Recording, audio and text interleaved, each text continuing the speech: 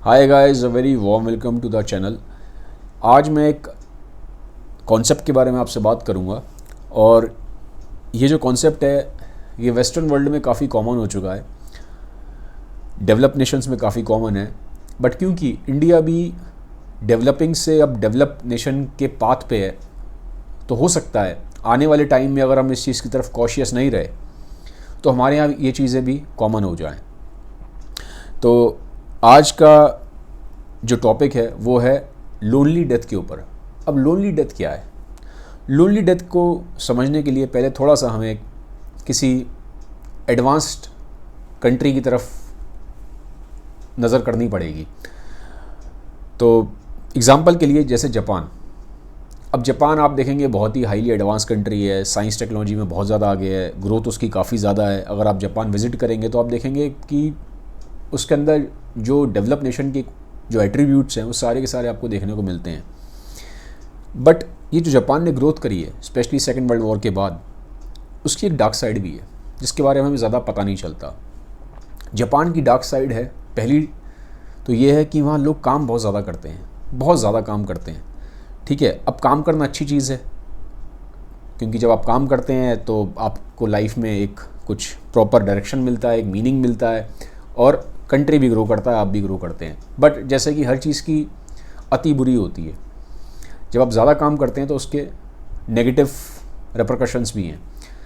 तो जापान में लोग इतना ज़्यादा काम करते हैं कि वहाँ पे लोगों की डेथ होती है ज़्यादा काम करने की वजह से। जी हाँ, एक कॉन्सेप्ट है जापान में जिसको बोलते हैं डेथ बाय ओवरवर्क। उसकी वजह ये बताई गई है कि जब लोग बहुत ज़्यादा काम करते हैं तो उनका स्ट्रेस लेवल्स काफ़ी हाई रहता है, खाना वगैरह ठीक से नहीं खा पाते और स्पेशली नींद उनकी पूरी नहीं होती।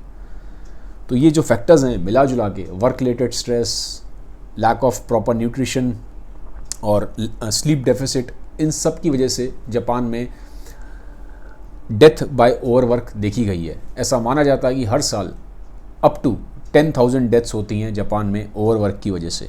पहली चीज़। सेकंड चीज़, अगर मैं प्रेजेंट में जापान की बात करूं तो वहाँ पे जो यंग पॉपुलेशन है वो बहुत तेज़ी से डिक्लाइन कर रही है क्योंकि लोग वहाँ शादी नहीं करते, फैमिलीज़ नहीं हैं और जो बच्चे हैं वो भी नहीं कर रहे वो लोग। तो क्या हो रहा है, जो एल्डरली पॉपुलेशन है जो मोस्टली 65 और 70 से ऊपर के हैं, ये बहुत तेज़ी से बढ़ते जा रहे हैं और यंग पॉपुलेशन बहुत कम है। तो अब क्या हो रहा है कि मोस्टली जो अबव 65 अबव 70 के जो लोग हैं ये अकेले रहते हैं। अकेले तो रहते ही रहते हैं, साथ ही साथ जापान में क्या है, जो उनका कल्चर है वहाँ पे इस तरीके से है कि वो पब्लिकली अपने इमोशंस को एक्सप्रेस नहीं करते। जैसे हमारे यहाँ इंडिया में है, लोग चलते फिरते पब्लिकली काफ़ी बातें करते हैं, हाँ जी कैसे हो, गुस्सा आया तो गुस्सा भी कर देते हैं, खुश होते हैं तो दिल खोल के खुश भी हो जाते हैं। तो हमारे यहाँ क्या है, पब्लिकली लोग इमोशंस को एक्सप्रेस करते हैं। बट जापान में ऐसा नहीं है। जापान में आपको लगेगा कि लोग बड़े न्यूट्रल हैं, कोई इमोशंस ही नहीं है, ना कोई गुस्सा है, ना कोई खुशी है, ना कोई ऐसे कोई बहुत ज़्यादा हंस खेल रहे हैं। तो ऐसे जापान में लोग करते नहीं हैं, काफ़ी न्यूट्रल से लगेंगे आपको। इनफैक्ट आपको लगेगा बहुत कोल्ड है, बट वो उनके कल्चर का पार्ट है, वो पब्लिकली ज़्यादा इमोशंस को एक्सप्रेस नहीं करते। तो पहली चीज़ तो ये है। दूसरा, जापान में लोनली डेथ बहुत ज़्यादा कॉमन है। अब लोनली डेथ क्या होती है, इसको समझने के लिए मैं आपको एक रियल स्टोरी बता रहा हूँ। ये रियल स्टोरी जब आप सुनेंगे तो आप ज़्यादा कनेक्ट कर पाएंगे। देखिए, जापान में एक लेडी थी, शी वॉज अबव 70।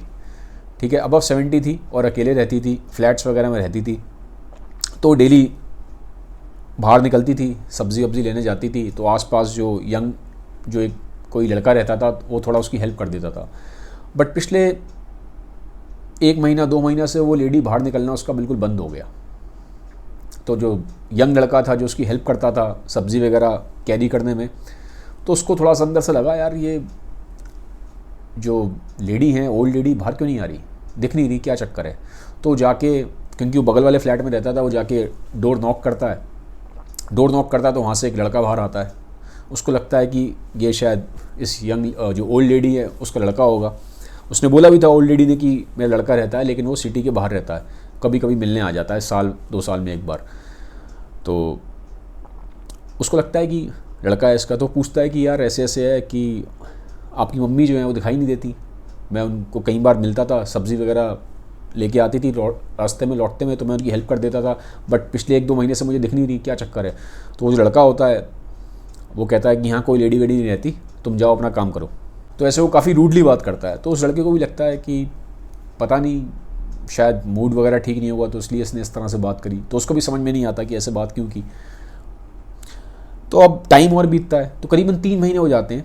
अब 3 महीने बाद हाँ आसपास ना काफ़ी बहुत तेज़ स्मेल फैलने लग जाती है, बदबू आने लग जाती है आसपास के घरों में। तो जब आसपास के घरों में जब बदबू मतलब एक लिमिट के बाहर हो जाती है, तो अड़ोसी पड़ोसी पुलिस को फ़ोन करते हैं कि यार इस घर में देखो ज़रा, बहुत ज़्यादा स्मेल आ रही है, और कोई निकलता भी नहीं है बाहर। जब उस घर को खोला जाता है, आप जान के हैरान होंगे, इतनी ज़्यादा तो पहले तो स्मेल थी, और वो स्मेल पता है किस चीज़ की थी? वो जो ओल्ड लेडी थी अबव 70 वाली, जिसके बारे में बात कर रहा हूँ वीडियो में, उनकी डेथ हो गई थी, और पिछले 3 महीने से जो उनकी बॉडी थी, डेड बॉडी, वो पूरी तरह सड़ चुकी थी। तो जब बॉडी पूरी तरह सड़ जाती है ना, तो उससे बहुत सारा फ्लूइड निकलता है, उस फ्लूइड में काफ़ी ज़्यादा ख़राब स्मेल होती है। और वो जो लड़का था वो वहाँ पे था नहीं, जो उनका लड़का था, उनका लड़का भाग गया, और वहाँ इसलिए रह रहा था, डेथ उनकी 2-3 महीने पहले ही हो गई थी, वो इसलिए वहाँ रह रहा था क्योंकि वो अपने अकाउंट में उनकी पेंशन ट्रांसफ़र कराना चाहता था। वो बता देता कि मेरी मदर की डेथ हो गई है, तो उसको पेंशन लेना बंद हो जाती। तो वो वहाँ पे हेरा फेरी कर रहा था, अपनी मदर की पेंशन लेना चाहता था, इसलिए उसने बताया नहीं। तो इस तरह का माहौल था। तो पुलिस आती है, पूरी सफाई वफाई करती है, ठीक है। फिर बाद में फिर लड़के को ही बुलाया जाता है। तो मैंने आपको ये बात क्यों बताई? क्योंकि जापान में हर साल अराउंड 30,000 इस तरह से लोनली डेथ होती है। 30,000 लोनली डेथ होती है वहाँ पे, और ज़्यादातर उसमें अबव 70 के लोग होते हैं। जापान में प्रॉपर कंपनीज़ हैं इसी चीज़ की, कि वो क्या करती हैं कि जिस तरह से इस तरह से ये जो लोनली डेथ्स होती हैं, तो जब हो जाती हैं, जब आस पड़ोस में जब स्मेल फैल जाती है उसकी डेड बॉडी की, तो जब लोग फ़ोन करते हैं तो कंपनी वाले आते हैं, पूरा रूम वूम साफ़ करते हैं, पूरा घर वर साफ़ करते हैं। तो उनका यही काम है। तो इस चीज़ के लिए भी कंपनियां खुल गई हैं वहाँ पे जापान में, और ये बोला गया है ये कंपनियां ग्रो कर रही हैं। तो इससे आप अंदाज़ा लगा सकते हैं कि ये जो लोनली डेथ है कहीं ना कहीं काफ़ी बड़ी प्रॉब्लम है जापान में, ठीक है। लोनलीनेस काफ़ी बड़ी प्रॉब्लम है। अभी बताते हैं कि जापान में एक मिनिस्टर है लोनलीनेस का। जी हाँ, लोनलीनेस का एक मिनिस्टर है जापान में। बोला जाता है ऐसा नहीं कि खाली ओल्ड एज के लोग लोनलीनेस फेस कर रहे हैं, जो बिलो 40 के भी लोग हैं, बिलो 40 के लोग अराउंड 50% लोग जो बिलो 40 हैं वो लोनलीनेस को फेस करते हैं। तो जापान के अगर आप स्टैट्स देखोगे तो काफ़ी डिप्रेसिंग स्टैट्स हैं। लोनलीनेस एक एपिडेमिक बन चुका है। सोचिए, मिनिस्टर उन्होंने अपॉइंट करा है लोनलीनेस का, और खाली जापान में नहीं, यूके भी एक डेवलप नेशन है, ठीक है। यूके में 2018 में एक मिनिस्टर ऑफ लोनलीनेस अपॉइंट किया गया था।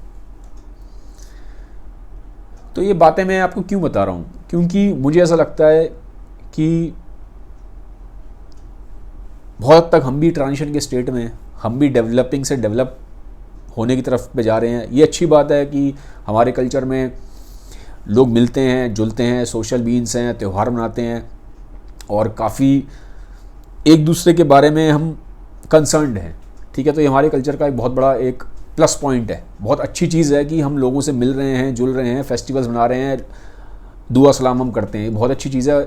बट मैं जैसे देखता हूँ एक ट्रांजिशन आ रहा है, तो लोग अपने अपने में रहना शुरू हुए हैं, ठीक है। पहले कल्चर था कि लोग अपने पेरेंट्स के साथ रहते थे, और ये अच्छी चीज़ मानी जाती थी कि एक बच्चा अपने पेरेंट्स के साथ रहता है। बट आज की डेट में पिछले 30 साल से ट्रांजिशन हुआ है कि अगर आप अपने पेरेंट्स के साथ रह रहे हैं तो उसे ख़राब माना जा रहा है। यूट्यूब पे वीडियोज़ हैं इस चीज़ को लेके कि आप अपने घर को छोड़ के चले जाइए ताकि आप ग्रो करें, आप पैसा कमाएं। ठीक है, मैं ये नहीं कह रहा हूँ कि हमेशा हमें पेरेंट्स के साथ ही रहना चाहिए। ऑब्वियसली हमें बाहर जाना चाहिए ताकि हम ग्रो कर पाएँ कई सारे सेक्टर्स में लाइफ के, क्योंकि हमें अपने पैसा भी देखना है, हमें जॉब भी देखनी है, वो सारी चीज़ें ठीक हैं, मैं उस चीज़ को डिसएग्री नहीं कर रहा। बट साथ ही साथ हमें ये जो मैंने आपको पॉइंट बता रहा हूँ इसका भी ध्यान रखना ज़रूरी है, क्योंकि अगर हमने ध्यान नहीं रखा तो लोनलीनेस हमारी कंट्री में भी एक बड़ी प्रॉब्लम बन जाएगी, क्योंकि हम भी उसी ट्रैक पे हैं डेवलप नेशन बनने के, ठीक है।